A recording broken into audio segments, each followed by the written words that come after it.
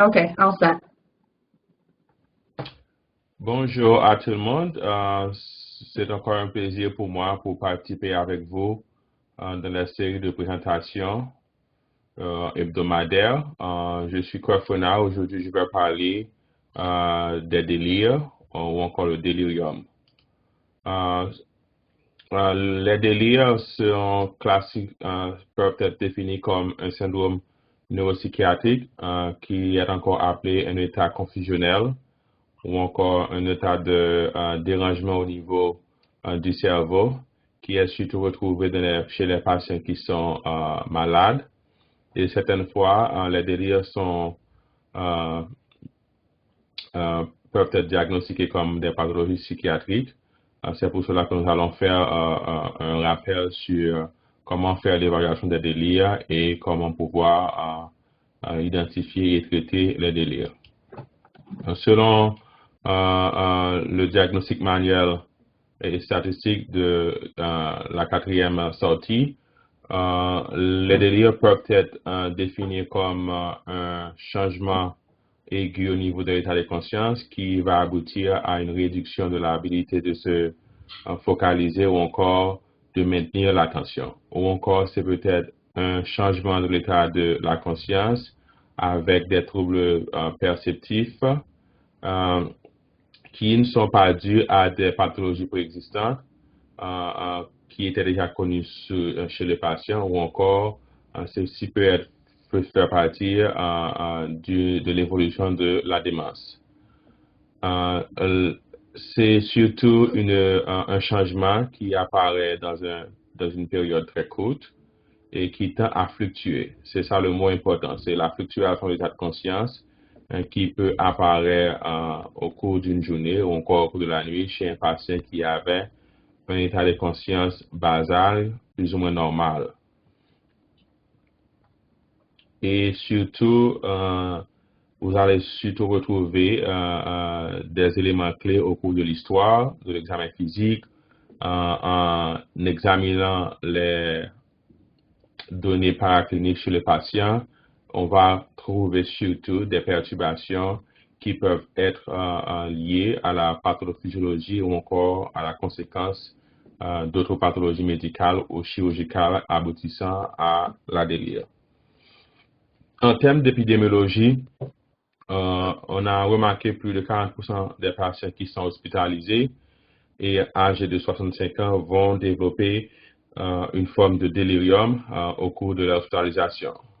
Plus de 50% de patients qui ont une fracture de la hanche peuvent développer des délires en post-opératoire, en la période post-opératoire. Les patients qui sont dans les salles de soins intensifs, plus de 30% de ces patients vont avoir de la délire. Les patients qui sont dans les salles médicales, plus de 20% vont aboutir à la délire au cours de leur hospitalisation. Et plus de 15% des patients en post-op vont avoir la délire. Donc, c'est surtout dans les différentes salles, en salle de soins intensifs, dans les salles générales et dans les salles de post-op. Donc, ces patients, au cours de leur évolution, vont avoir des épisodes de délire.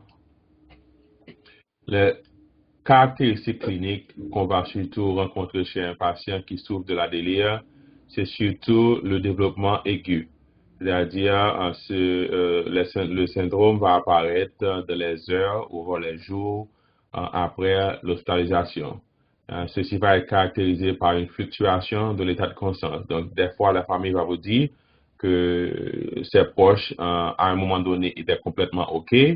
Il parlait, il interagit, et d'un moment à l'autre, il y a un changement d'état de confiance qui peut être manifesté par une réduction de l'habilité de maintenir l'attention. Certains patients peuvent avoir une hypervigilance et des fois une hypersomnolence et des émotions qui sont tout à fait labiles et des fois on peut avoir des troubles cognitifs. En termes de troubles cognitifs, on peut surtout voir des troubles de langage.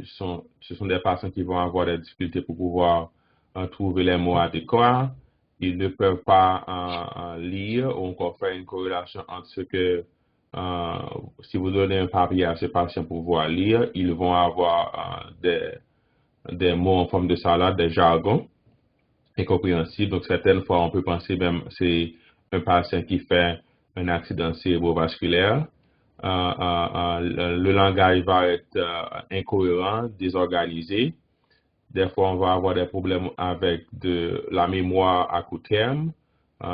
Cette personne peut être désorientée et les perceptions visuelles, tactiles peuvent être affectées avec des fois des périodes d'hallucination visuelle ou auditoire. Et ces personnes ne peuvent pas avoir une attention maintenue et certaines fois, ils ne peuvent pas produire des tâches qui sont tout à fait saines. Donc, ce sont surtout des troubles cognitifs avec des problèmes de langage, des problèmes de perception que vous allez surtout retrouver pour les troubles cognitifs. Il y a deux formes de délire qu'on décrit. Il y a une forme qui est hyperactive. C'est une personne qui va être combative, qui va être agitée ou encore qui ne coopère pas avec le staff. Ces patients en général vont nécessiter beaucoup d'attention, beaucoup d'orientation et certaines fois on peut même aboutir à immobiliser ces patients qui deviennent tout à fait violents et qui inhibent leur prise en charge. Donc il y a une forme hyperactive ou encore hyper alerte. Il y a une forme hypoactive. Ce sont des patients qui vont être tout à fait somnolents, qui en général vont dormir beaucoup plus qu'une période de sommeil adéquate. Ce sont des patients qui vont surtout rater leur repas, ils vont rater leurs médicaments. Certaines fois, s'ils sont à la maison, ils vont rater leur rendez-vous médical. En général, ces patients, certaines fois, on ne les diagnostique pas assez rapide comparativement à ceux qui ont une forme hyperactive, parce qu'en général, ça va dire le patient est en train de dormir, on ne va pas le perturber et sans pouvoir réaliser que 2 ou 3 jours auparavant, le patient était tout à fait normal. C'est peut-être une forme de délire avec hypoactivité qui est en train de se manifester. Et certaines fois, on peut avoir chez le même patient une forme mixte. C'est-à-dire c'est un patient à un moment donné qui peut être hyperactif et des fois, le patient peut être hypoactif. Donc, mais la majorité des cas, c'est la forme hyperactive qu'on va rencontrer dans les cas de délire. En termes d'étiologie, les étiologies qui aboutissent à la délire sont en général multifactorielles. On va surtout retrouver c'est un patient qui a des pathologies systémiques. Ce sont des patients qui vont avoir un tas de médicaments qu'ils sont en train de recevoir. Et on va surtout voir ces patients vont avoir des facteurs de risque qui sont tout à fait particuliers.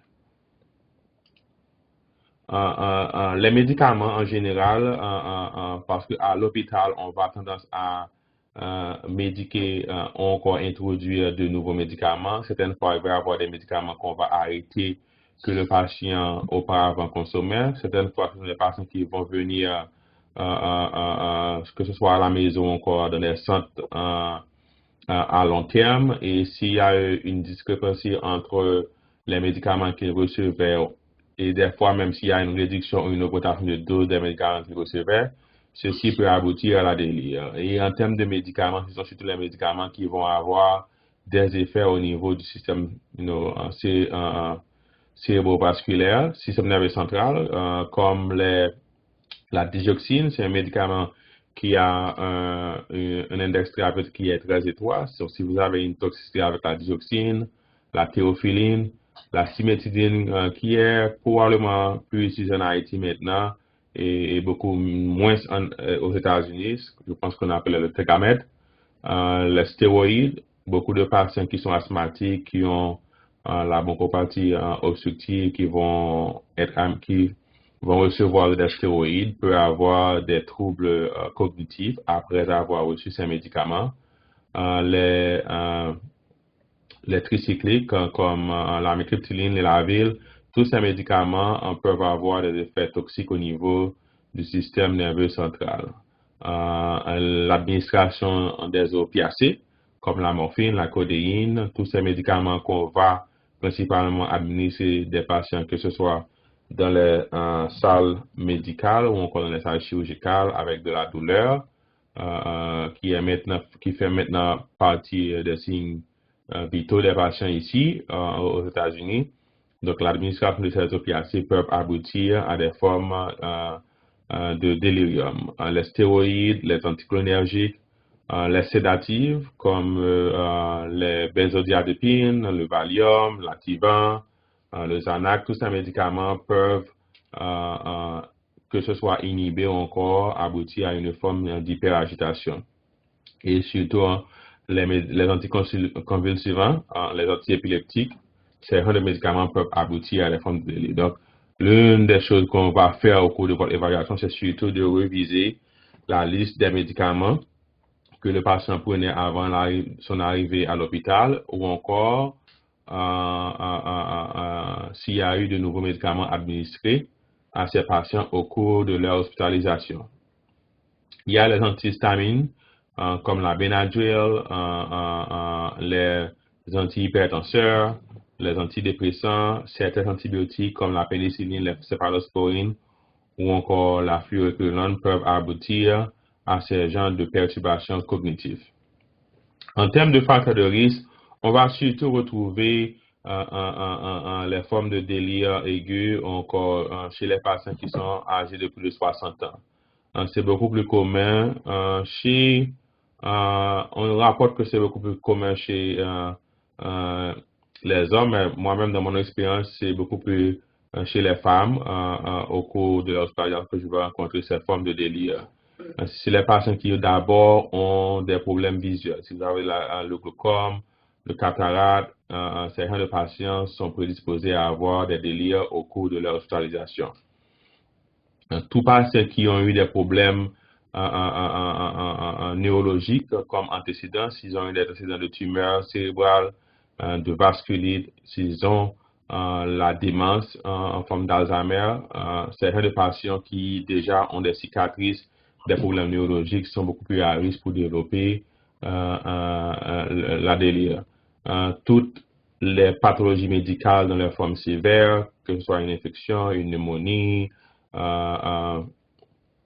des infections urinaires et également les patients qui sont dans les salles de post-op qui ont eu des chirurgies majeures. Donc, ce sont les facteurs de risque.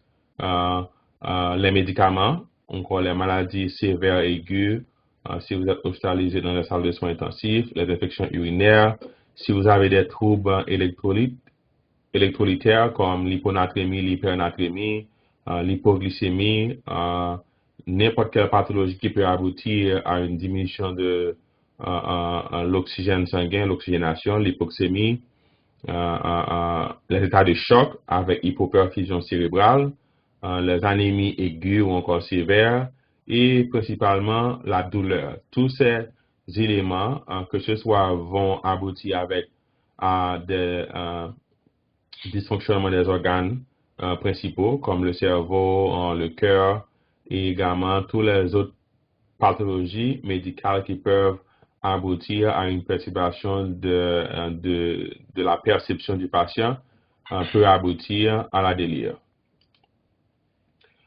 Il y a des pathologies qui sont tout à fait importantes qu'il faut surtout essayer d'éliminer quand vous êtes en face d'un patient avec la délire, parce que ces pathologies peuvent être fixées de façon rapide.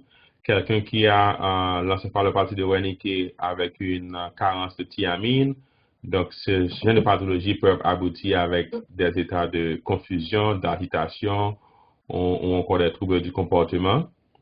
Donc, il faut s'assurer que en général, c'est des patients qui sont alcooliques, qui ont des déficiences en vitamines, principalement la thiamine. L'hypoxie, si vous avez accès à un oxymètre de pouls, si c'est un patient qui a l'anémie, encore une pneumonie, un état de choc, si vous avez accès au gaz sanguin, il faut surtout penser à l'hypoxie ou encore à l'hypercarbia qui peut aboutir à un état confusionnel. L'hypoglycémie, c'est la chose la plus fréquente et si vous avez un patient qui a un état de délire, il faut faire rechercher la glycémie parce que ceci peut être fixé très rapidement, que ce soit par l'administration d'un jus ou encore de soluté de dextrose. Et les patients qui ont une crise hypertensive, donc on va d'abord mesurer leur signe vitaux pour rechercher si ce sont des patients qui ont une encéphalopathie hypertensive. Les infections, c'est principalement que ce soit les infections qui directement affectent le système nerveux cérébral, comme les méningites, l'encéphalite, mais il y a d'autres infections comme la pneumonie, la cellulite, les infections urinaires qui peuvent libérer des toxines, ou encore si c'est un patient qui est bactériémique, certains de patients vont aboutir à un état confusionnel. Et surtout, rechercher les médicaments. En termes de pathophysiologie, il y a eu beaucoup d'hypothèses qui ont été évoquées pour pouvoir expliquer les délires, que ce soit c'est une abnormalité au niveau des neurotransmetteurs, que ce soit c'est lié à une réponse inflammatoire qui va aboutir à la libération des cytokines et qui vont perturber les échanges au niveau de la barrière cérébrale et sanguine, que ce soit c'est une réduction des états d'oxydation au niveau du métabolisme cérébral ou encore c'est une augmentation de l'activité de l'axe hypothalamique et pituitaire. Donc ces différents mécanismes vont en général aboutir à un état de stress, à un état d'hypervigilance cérébrale et ceci de façon aiguë va lier à un délire avec toute sa manifestation clinique sous-jacente. Comment doit-on faire l'évaluation d'un patient qu'on suspecte qu'il y a un état de délire?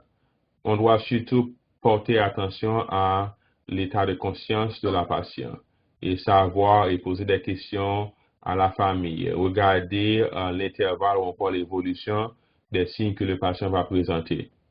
Il faut surtout réviser la liste des médicaments, les médicaments qui sont donnés à des doses répétées, ou encore les médicaments qui ont été discontinués, ou encore les médicaments qui ont été initiés au cours de l'hospitalisation. Donc, la révision de la liste des médicaments est très importante pour pouvoir avoir une idée, en plus de poser des questions sur l'évolution encore le début des symptômes.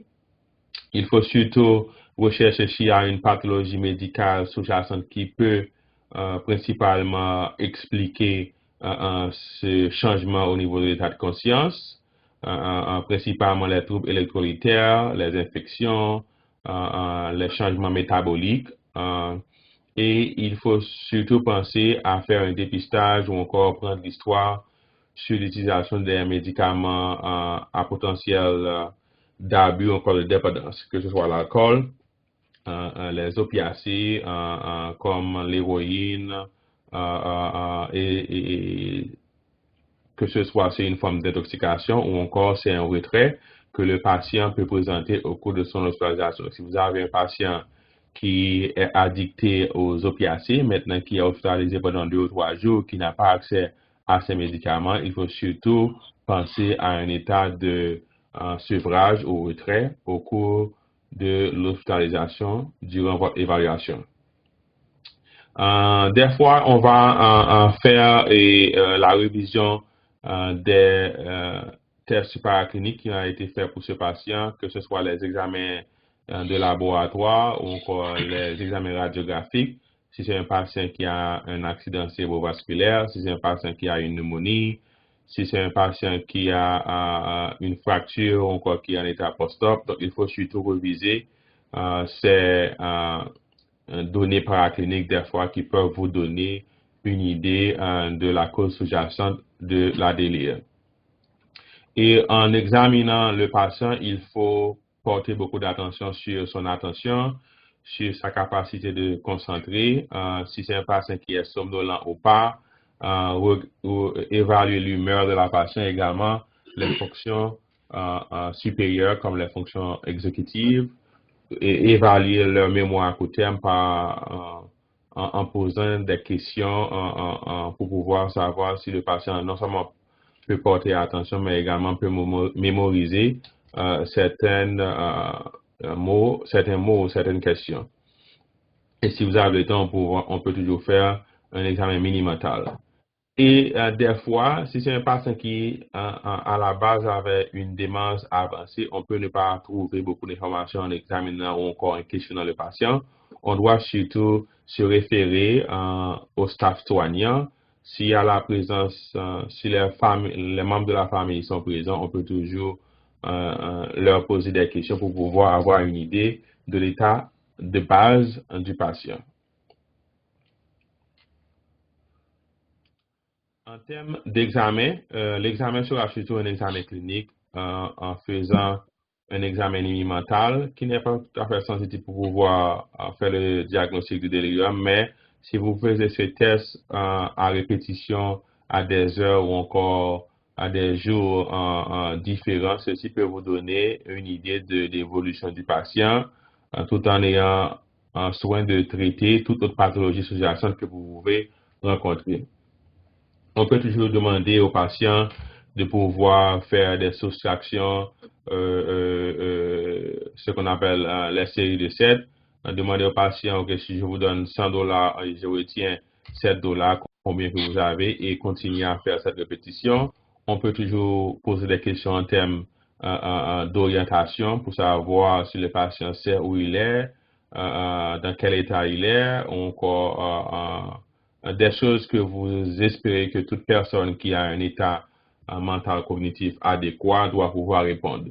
Et surtout, porter attention sur la formation, encore l'état d'éducation de la patiente pour pouvoir poser des questions qui sont tout à fait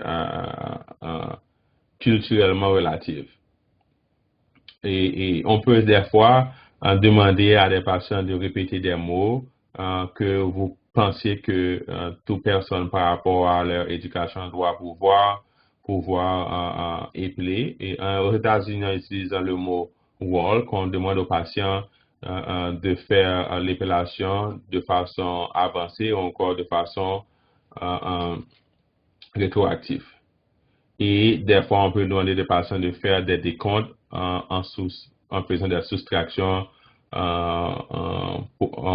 par des fréquences de 20. Donc, il y a autant de tests que vous pouvez faire directement au niveau de l'examination du patient, que ce soit dans votre clinique ou encore sur le lit même, pour pouvoir avoir une idée de l'état de base ou encore de l'état d'évolution de la conscience du patient. Ce qui est très important quand vous êtes en train d'évaluer un patient qui peut avoir le syndrome de la délire, c'est surtout de faire la différence entre la délire et d'autres pathologies psychiatriques qui peuvent être sous-jacentes. Donc, c'est surtout d'abord l'évolution qui va vous donner l'indice. Donc, les formes de délire, en général, apparaissent de façon aiguë. Ces patients, en général, vont être désorientés et en général, les formes de délire apparaissent chez les patients qui sont âgés de plus de 40 ans. C'est très rarement d'avoir une pathologie psychiatrique qui va débuter chez un patient après l'âge de 40 ans qui n'avait pas eu un antécédent de pathologie psychiatrique. Et surtout, on peut faire la recherche d'autres pathologies médicales qui peuvent expliquer pourquoi le patient a la délire. Donc, l'un des éléments clés, je pense qu'on avait eu une présentation sur la démence. Encore, c'est faire la différence entre la démence et la délire. La délire, encore, ce sera une présentation qui est tout à fait aiguë, en général débutée avant encore au cours de l'hospitalisation avec une fluctuation de l'état de la conscience. La démence, c'est plutôt beaucoup plus insidieuse. La famille va être très importante à vous donner des informations que c'est un patient qui a des troubles cognitifs ou encore des troubles de mémoire qui évoluent avec le temps. Au bout de des semaines ou encore des mois. Mais on sait que les patients, comme je vous l'avais dit, que tout patient qui a un trouble neurologique sous-jacent sont beaucoup plus à risque pour avoir la délie. Donc, vous allez avoir des patients qui ont des formes de démence, que ce soit de l'Alzheimer ou encore des démences liées à des antécédents d'accidents cérébrovasculaires qui maintenant sont hospitalisés. Certains de patients sont beaucoup plus à risque pour développer de la délire. Mais il y a une différence entre la démence et la délire. Mais les patients qui ont une démence sont beaucoup plus à risque pour avoir des délires liés à des troubles au cours de leur hospitalisation, que ce soit des troubles métaboliques ou électrolytiques ou encore des infections ou encore l'administration ou le retrait de certains médicaments. Autre forme, comme nous avons dit qu'il y a une forme hyperactive de la délire, c'est faire la différence entre la délire ou encore une patiente qui est dans une phase manique ou encore qui a une psychose aiguë. Donc, encore une fois, là, je vais vous donner un élément. Les formes de schizophrénie débutent très rarement après 5 ans. Les psychoses aiguës, à moins que c'est un patient qui est intoxiqué à des médicaments ou encore des opiacés.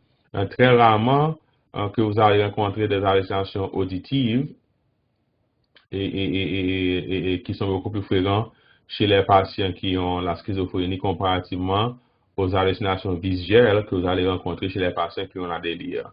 La mémoire en général n'est pas affectée chez les patients qui ont la schizophrénie et qui ont la mémoire et l'orientation en général ne sont pas affectés, mais ceux-ci vont être affectés chez les patients qui ont la délire.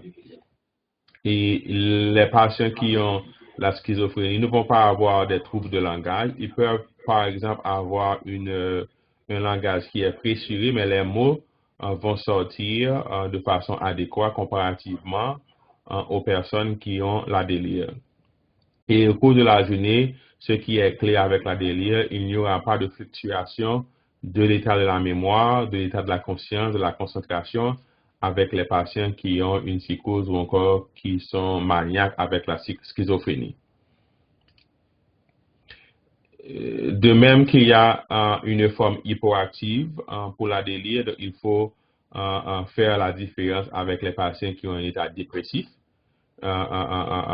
Encore, donc l'examen physique, les questions, l'évolution vont pouvoir vous mettre sur la piste entre un patient qui a une forme hypoactive de délire et les patients qui ont un état dépressif. L'élément important, c'est le langage qui peut ne pas être fluent ou encore lent, mais il ne va pas avoir un changement de l'état cognitif ou encore de la mémoire chez les patients qui sont dépressifs. Il y a un mnémonique ici qu'on utilise pour pouvoir penser au diagnostic différentiel des patients qui sont atteints de la délire, ce qu'on appelle I Watch Death. C'est un mot d'alarme, mais qui peut vous aider à penser à faire les diagnostics chez les patients qui ont la délire. D'abord, pour I, c'est surtout les infections, donc les pneumonies, les cellulites, les infections urinaires, la méningite. En Haïti, probablement le paludisme, la typhoïde.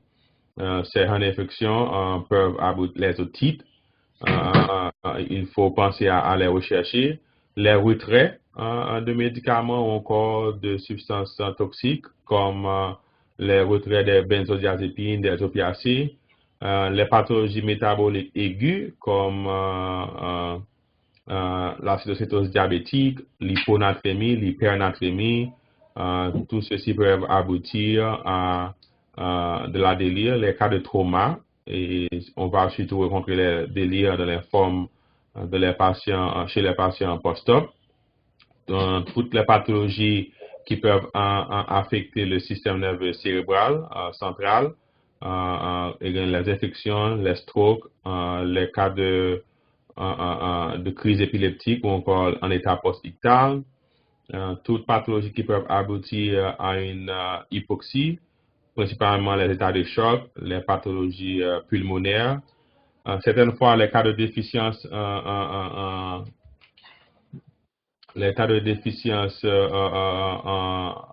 éléments rares comme multivitamines. Si vous avez une déficience antiamines, de la vitamine B12 peuvent aboutir à la délire. Les endocrinopathies, si vous avez un diabète qui est non contrôlé avec un état hyposmolaire, peuvent aboutir à un état de délire. Si vous avez le myxédème comateux, les patients qui ont une hypothyroïdie sévère. Donc, tous ces genres de pathologies peuvent aboutir à la délire. Les troubles vasculaires, les vasculites, les accidents cérébrovasculaires, les toxines, si vous êtes exposé à des toxines, les métaux lourds. Donc, en général, on parle des causes les plus fréquentes et les causes les plus rares en recherchant les médicaments, les infections, les troubles qui affectent le système nerveux cérébral et l'hypoxie, et principalement les troubles métaboliques. Ce sont surtout les causes les plus fréquentes qu'on va surtout retrouver chez un patient atteint de la délire. Il y a des cas rares avec les toxines et encore les intoxications aux métaux lourds. En termes de traitement, le traitement en général va dépendre du traitement des pathologies sous-jacentes. Donc, si c'est un patient qui a une infection, on va essayer de contrôler les infections. Si c'est un patient qui a un dérangement métabolique ou endocrinaire, on va essayer de corriger la pathologie sous-jacente. Donc, c'est ça l'élément important pour pouvoir faire le traitement de la délire, c'est de faire le traitement des pathologies sous-jacentes. On peut surtout faciliter et le regain de l'état de conscience par la réalisation de certaines interventions qui sont clés pour pouvoir donner des signes d'orientation à la patient. S'assurer que le patient dorme assez le soir, de fermer les éléments nocifs qui peuvent perturber qui peuvent entraîner une perturbation, que ce soit visuelle ou encore auditive chez les patients, s'assurer que le patient a un réveil, a un calendrier dans sa chambre, que les membres de la famille, des fois, interagissent avec le patient pour garder le patient éveillé au cours de la journée. Et certains patients peuvent nécessiter d'orientation beaucoup plus fréquente et s'assurer qu'il n'y a pas de changement entre les staffs, si possible, et s'assurer qu'on ne change pas le patient de chambre d'un jour à un autre, parce que ce sont des patients qui vont en général être dans un milieu nouveau et au cours de cette période, le système cérébral est en train d'adapter. Donc, toutes les choses qu'on peut faire pour pouvoir minimiser ces genres de désorientation peuvent aider les patients à récupérer. Et surtout, il faut minimiser les médicaments qui ont un potentiel d'avoir des effets psychoactifs chez ces patients. Certaines fois, on va avoir des patients, même lorsqu'on est en train de traiter les pathologies sous-jacentes, qui vont être très agités, qui vont être très combatifs. On va essayer, dans la majorité des cas, administrer certains médicaments comme les antipsychotiques pour pouvoir calmer ces patients ou encore réduire leur état psychotique. On administre principalement l'halopéridol ou encore l'aldol, que ce soit en forme intraveineuse ou encore en forme intramusculaire, qui a une durée d'action ou encore un début d'action de 5 à 20 minutes et ceci peut calmer le patient et faciliter au retour à un état normal. Et certaines fois, si on n'a pas accès à l'halopéridol, on peut toujours utiliser des antipsychotiques de forme atypique comme la risperidone, le quetiapine, encore le Seroquel ou encore l'olanzapine. Si c'est un patient qui peut prendre des médicaments par voie orale, mais dans les cas sévères d'hyperagitation, on va avoir recours à des antipsychotiques par voie intraveineuse ou intramusculaire pour pouvoir calmer ces patients. En termes d'évolution, ce qui est très important, c'est surtout de faire l'éducation du staff ou encore des membres de la famille, parce que ce sera le problème le plus crucial, c'est d'expliquer à la famille que certains patients peuvent avoir des délires qui durent des jours et même des semaines avant de retourner à leur état normal. Et certaines fois, ces patients ne vont pas retourner à leur état de cognition antérieur et enseigner aux membres de la famille que cette perturbation cognitive peut fluctuer au cours d'une journée et on va essayer toujours de faire le traitement des causes sous-jacentes. Et les membres de la famille en général vont être très inquiétants, ils vont poser beaucoup de questions. Est-ce que c'est un accident cérébrovasculaire? Est-ce que ce sont des médicaments? Qu'est-ce qui s'est arrivé? Je parlais à ma maman il y a 30 minutes, maintenant tout change, elle ne répond pas. Donc, vous allez avoir à gérer non seulement le patient, mais également, c'est surtout pendant qu'on fait la recherche, pendant qu'on recherche les causes sous-jacentes, il faut surtout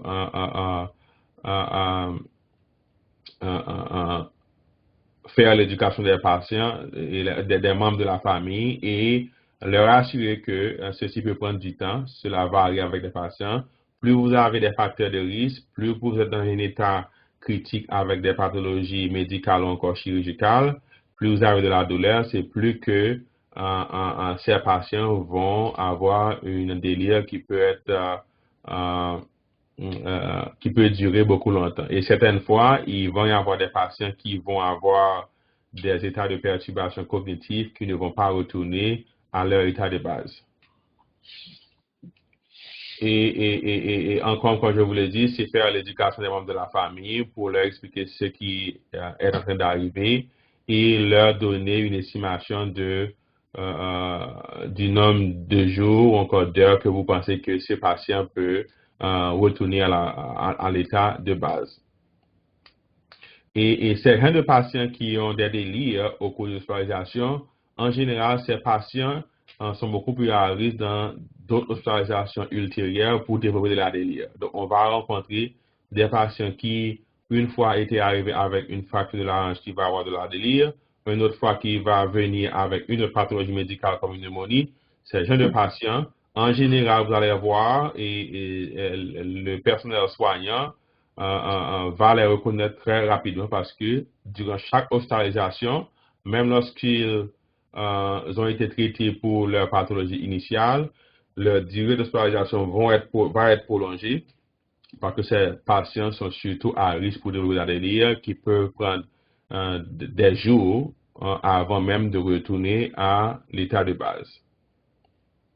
Donc, l'éducation je veux attirer l'attention sur l'éducation des membres de la famille et pour pouvoir leur donner une idée de l'évolution de la maladie, tout en ayant le soin de faire la recherche de pathologies sous-jacentes et les traiter de façon convenable. Je vous remercie pour votre participation. Si vous avez des questions et encore des commentaires, je suis prêt à les écouter.